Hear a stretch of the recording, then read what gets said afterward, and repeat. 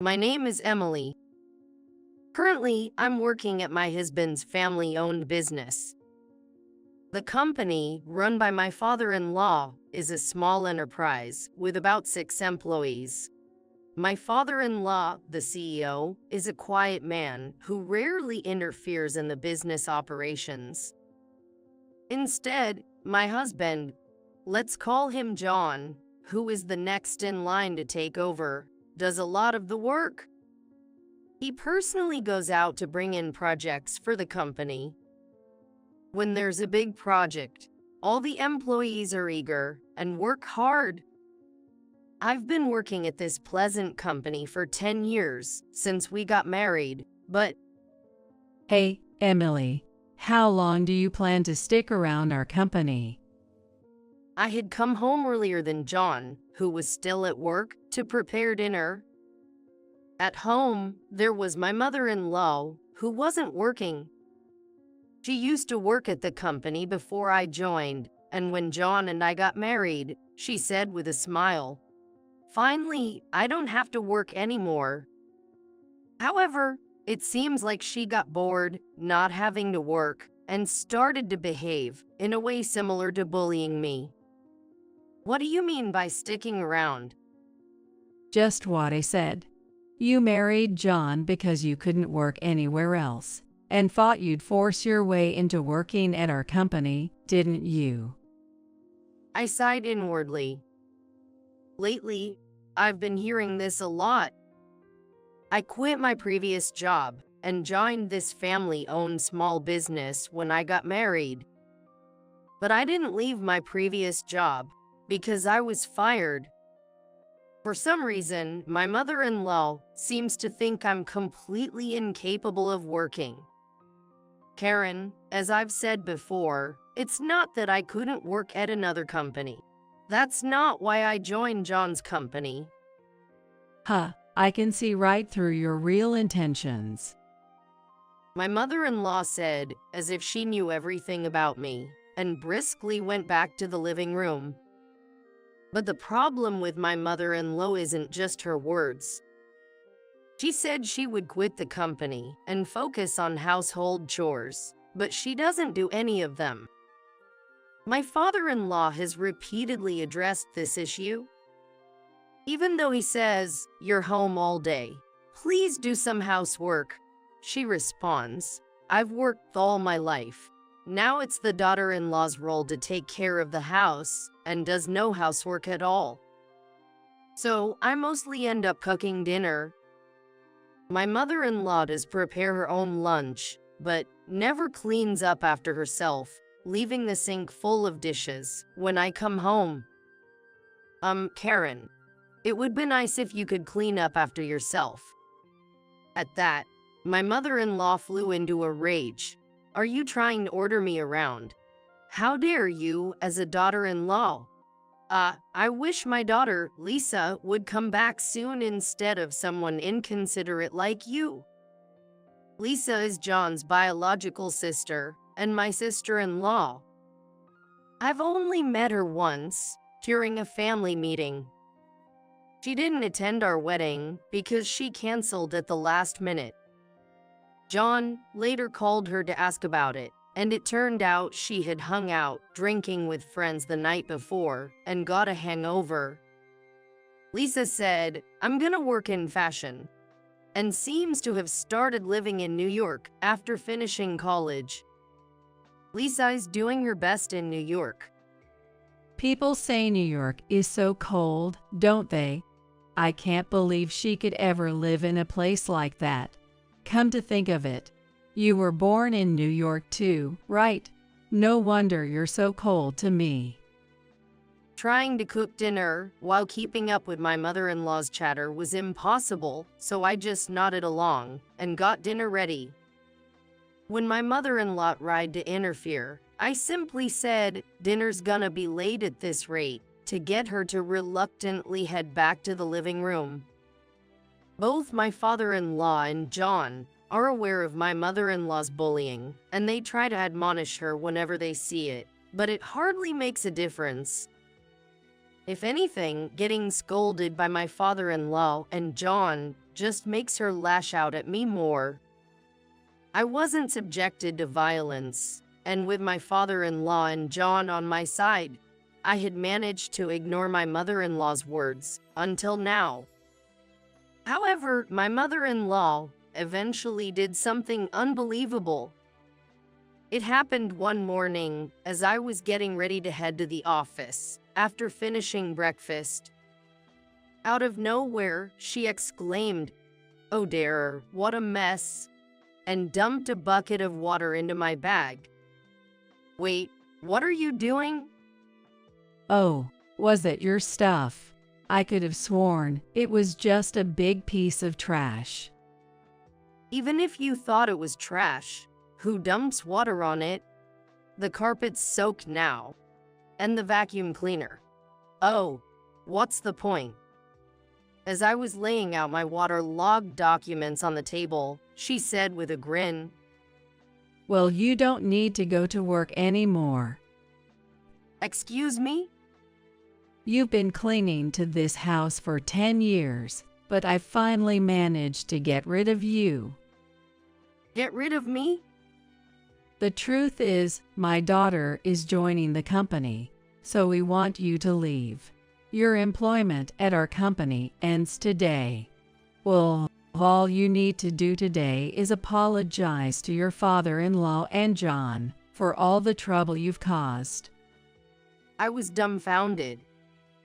Not only was I appalled by her behavior, but the idea that after 10 years of work, I was being replaced by her daughter left me speechless.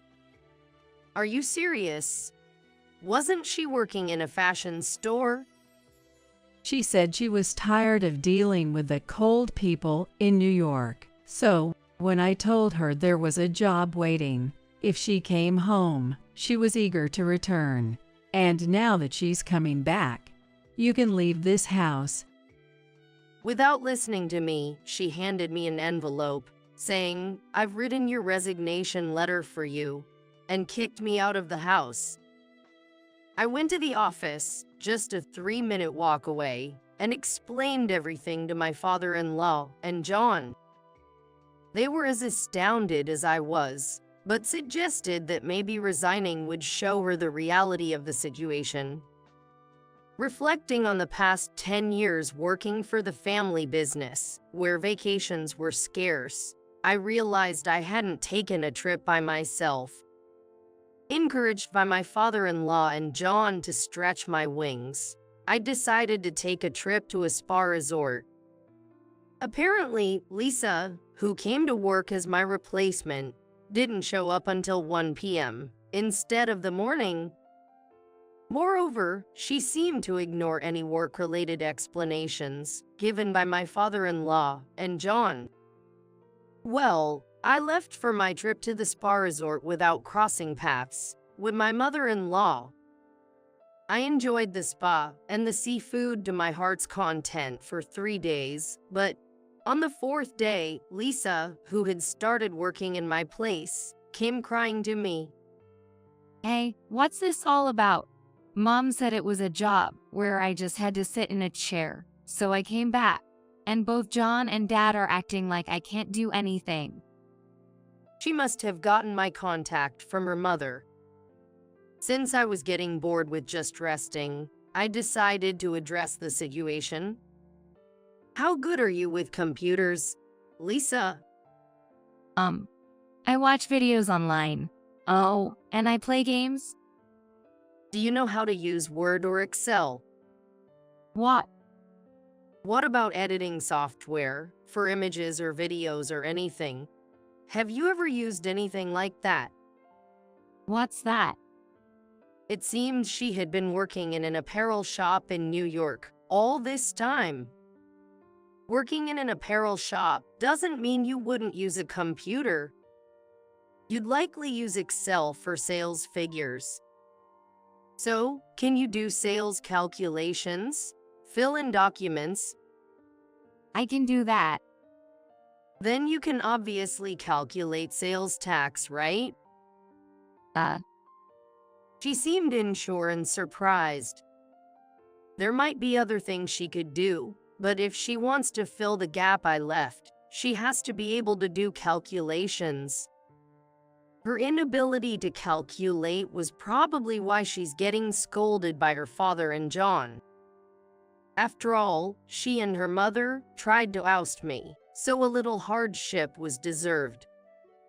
Anyway, if you're taking over my job, you need to handle the accounting properly, and using informal language like you're texting friends and emails is absolutely unacceptable. Also, you're in charge of scheduling the employees. We don't have many, but we take everyone's vacation requests seriously. Don't prioritize your own time off over theirs. As I kept listing demands, she started crying on the other end of the phone. I was told I didn't have to do anything. Why is there so much to do? I didn't come back home for this. And with that, she hung up the phone. I decided to spend the next 3 days doing some sightseeing in New York after Lisa ran away. Sightseeing made me realize that not everyone in New York is cold. In fact, it wouldn't be an exaggeration to say that the main instigator, my mother-in-law, and her accomplice, Lisa, were colder at heart. A week after I quit my job, I returned to my in-laws' house.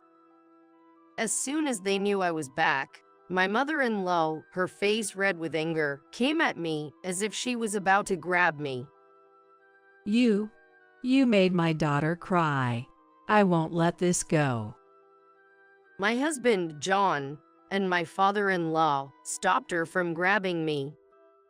Then John sighed and said, Lisa's crying because she was scolded for trying to boss around and overwork our employees without being able to do anything herself.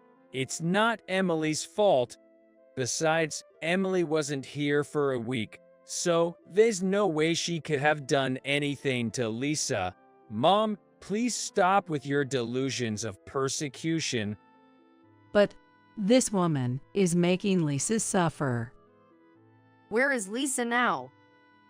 I looked around the living room, but Lisa was nowhere to be seen. I didn't care about my mother-in-law being angry over Lisa, but it seemed Lisa had nowhere to go after canceling her lease on her apartment in New York. I thought she would be at her family's house. Lisa's holed up in her room. She's crying and saying she doesn't want to go to work anymore. It seemed she ran away without the will to learn her job. Well, I guess it's understandable that Lisa wouldn't be able to handle my job without any skills. You must have whispered something to John and Dad. Otherwise, they wouldn't say the company ran better when you, who are worse than Lisa, were here. My mother-in-law seemed to still have it out for me. John let out a big sigh at this. Mom, don't you know? Emily has a lot of skills useful for work. She has a bookkeeping certificate and has passed the secretary exam. She also has many other skills useful for work, and she has scored high on the DELF. She also has experience studying abroad, and she handles all the international correspondence for us. My mother-in-law was surprised at John's explanation. Since I quit my job as soon as I married into the family, she had never seen me excel at work. So, she didn't know I had many skills. What? That's like something out of a drama. I wanted to get all the certifications I could during college, so I studied hard for various things. Because of that, I didn't participate much in club activities or have a boyfriend. That's when I became good friends with John, who visited the company I worked for on business. I ended up sharing how John and I met, but that's not what she wanted to hear. I cleared my throat to steer the conversation back on track. So, I was entrusted with a lot of responsibilities at the company. I handled accounting, scheduling, interactions with other companies, and even adjusting employees' shifts. I did a lot of things I was capable of. Thanks to that, I was able to freely approach other companies for business. It became much easier to work compared to when you were around, Mom. John said that, to which my mother-in-law just gaped in surprise. Then my father-in-law said, "Well, it looks like we're going to end the company." This caught me off guard as well. Actually, Lisa made a big mistake. While we were away, she was supposed to prepare some documents, but got distracted by phone calls and ended up being rude to a representative from our partner company, Company A. Of course, I got a call to confirm this. I couldn't close my gaping mouth. Could Lisa really do something like that? Is the company going to go under just because Lisa joined us? As I was feeling down about this, it seemed there was a silver lining. When we explained the situation, we were suggested to consider ending our family business. I and Dad had mentioned this before, right? About getting absorbed by another company. Then, the CEO of Company A stepped forward, saying he'd welcome us if Emily and I were involved. This was more than we could have hoped for. Honestly, there are limits to what a family-run business can do. It's uncertain whether a small family business can secure stable clients. That's why John has always been out, securing clients for us. Being absorbed by a larger company would mean securing stable clients. There wouldn't be sudden uncertainties about our future. However, only my father-in-law, John, and I were relieved by this news. My mother-in-law suddenly regained her energy and started saying, "That's not acceptable. John has to become the CEO. This company is our family's, isn't it?" This surprised me as well. It seemed my mother-in-law was more concerned about the status of being a company's executive family than a stable future. Being part of the executive family but not the CEO, that's absolutely unacceptable. She started making a fuss, which made Lisa, who was in her room upstairs, curious enough to come down to the living room. Then my father-in-law delivered the final blow to the argumentative mother-in-law. We're getting a divorce, so either way, you're leaving the executive family. Huh. I have no intention of continuing to support a wife who not only refuses to change her attitude towards her son's wife, but also neglects household duties. To top it off, she spends her days out of the house, on dates with young men. As we didn't know that, both John and I were taken aback and looked at my father-in-law in surprise. It seemed my father-in-law had been planning to bring up divorce, as he took out divorce papers and a photo of his wife with a young man from the shelf in the living room and placed them on the table. If you sign the divorce papers here and leave with your belongings, I won't ask for alimony. I know there's no point in asking you for money anyway. How could you? A divorce is too much. Haven't I devoted myself to this home all this time? Devoted to this home? Have you done any proper housework in the last 10 years? Have you ever helped with a business? Does spending someone else's money on young men count as devotion to the home? I had never seen my usually gentle and quiet father-in-law so angry. Seeing this, Lisa, who had come down to the living room, was trembling. Lisa, you too. Running to this house because you couldn't make it in New York, acting all high and mighty despite being unable to do any work, and ultimately quitting work altogether. Who did you get that tendency to flee from? You also need to leave this house. Wait a minute. Dad, Mom might be one thing, But I'm your precious daughter, right? Really, Lisa, betraying your mom. My mother-in-law was shocked to be betrayed by her daughter at the last moment. However, before the two could start causing a scene, my father-in-law silenced them with a stern, quiet, It would be a nuisance to society to just kick you out as you are. So, I've arranged for someone I know to take you in. They'll be here soon, so get your belongings together. With no other option, my mother-in-law signed the divorce papers, and then she and Lisa started packing their belongings. The person who came to pick them up was an acquaintance of my father-in-law, who runs a factory with a dormitory, and it seems they will be working there from now on. John, my father-in-law, and I discussed the company being absorbed with our employees, and are now busy preparing for the future. And during this time, I found out I was pregnant. When I told the CEO of Company A about this, he was delighted and said he would send someone to cover for me, which was a huge relief. Now, John and my father-in-law are working even harder for the sake of the child that's on the way.